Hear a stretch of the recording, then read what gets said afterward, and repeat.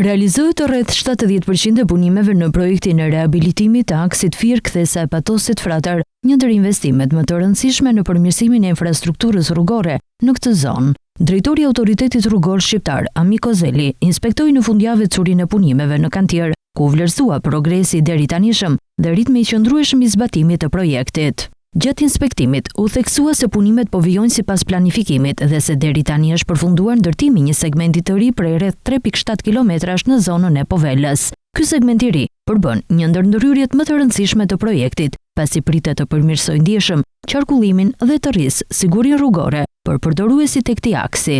Aktualisht, puna është përqendruar në disa drejtime kryesore, ku vijon ndërtimi i veprave të artit, të cilat përfshin struktura të vogla të mëdha inxhinierike, të domosdoshme për funksionimin e plotë të rrugës dhe garantimin e qëndrueshmërisë së saj në kohë. Paralelisht, përkryhet edhe stabilizimi i zonave problematike ku janë evidentuar rrshqitje të tokës, një proces i rëndësishëm për sigurinë e projektit në tërësi. Një tjetër komponent i rëndësishëm i punimeve është edhe shtrimi i shtresave përgjatë aksit ekzistues, i cili synon përmirësimin e cilësisë së lëvizjes dhe rritjen e komoditetit për drejtuesit e automjeteve. Të gjitha këto ndërhyrje po realizohen me qëllimin final, modernizimin e plotë të segmentit rrugor. Ky investim pritet të ketë ndikim të drejtë në zhvillimin ekonomik dhe social të zonës, duke lehtësuar lidhjet mes komuniteteve dhe duke përmirësuar ndjeshëm sigurinë rrugore. Përfundimi i projektit pritet të sjellë infrastrukturë më të qëndrueshme dhe më efikase për të gjithë drejtuesit e automjeteve.